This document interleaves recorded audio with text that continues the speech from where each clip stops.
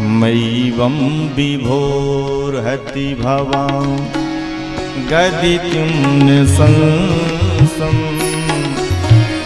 संत्यज्य सर्वविषयान् तव पादमूलं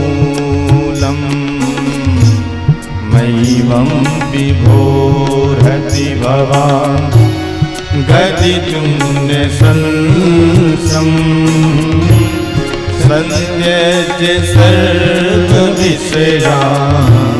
तव पादमूलम् भक्ता भजस्व दुर्वग्रहमा त्यजास्मान् देवो यथादिपुरुषो भजते मुमुक्षु भक्ता भजस्व दुर्वग्रहमा त्यजास्मान् देवो यथादिपुरुषो भजते मुमुक्षु मैवं विभो मैवं विभो चित्तं सुखेन भवता वहतं गृहेषु चित्तं सुखेन भवता वहतं गृहेषु यन्निर्विसर्जुतकरा वपि गृह्य कृते पादौ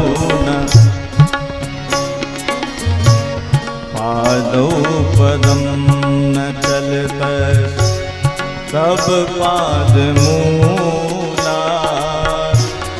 यावः कथं व्रजमथो करवाम किं वा मैवं विभो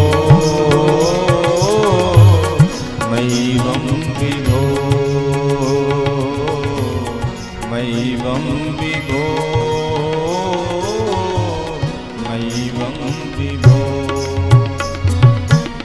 सभी गोपियां भगवान से कहती हैं ऐसा ना कहो।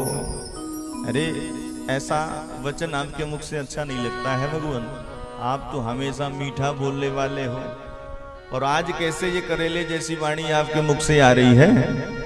अरे हम सब कुछ छोड़कर सब कुछ त्याग करके आपके पास आई हैं और आप हमें इस तरह से कह रहे हो घर चली जाओ।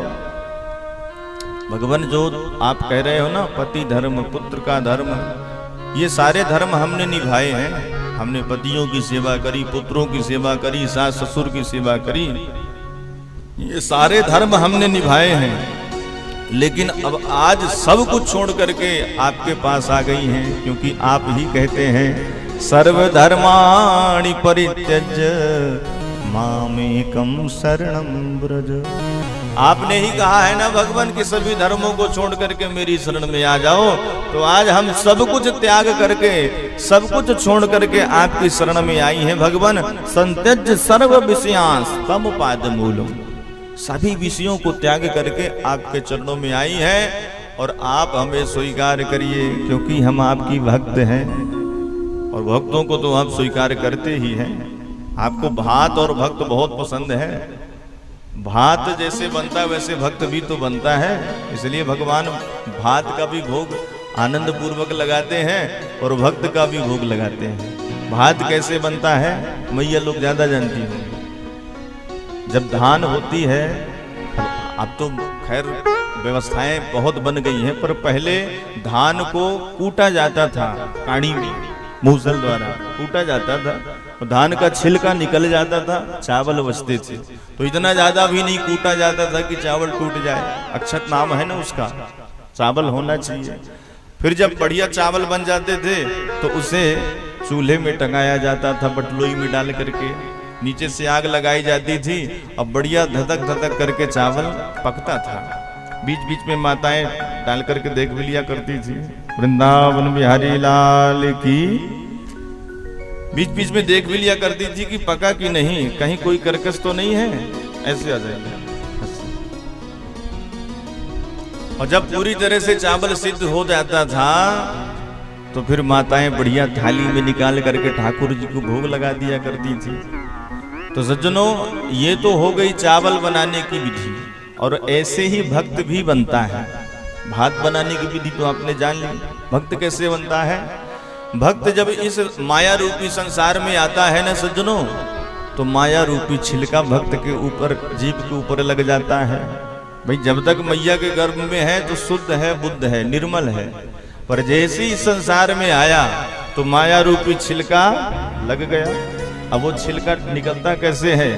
वह छिलका तभी निकलता है जब हम धोखा खाते हैं, हम संसार से प्रेम करते हैं, बच्चों से प्रेम करते हैं, बेटा से प्रेम करते हैं, और जब हमें सब धोखा देने लगते हैं तो समझ लेना चाहिए संसार में जो सबसे ज्यादा धोखा खाए तो समझ ले कि भगवान मूसल मार करके छिलका निकाल रहे हैं माया का।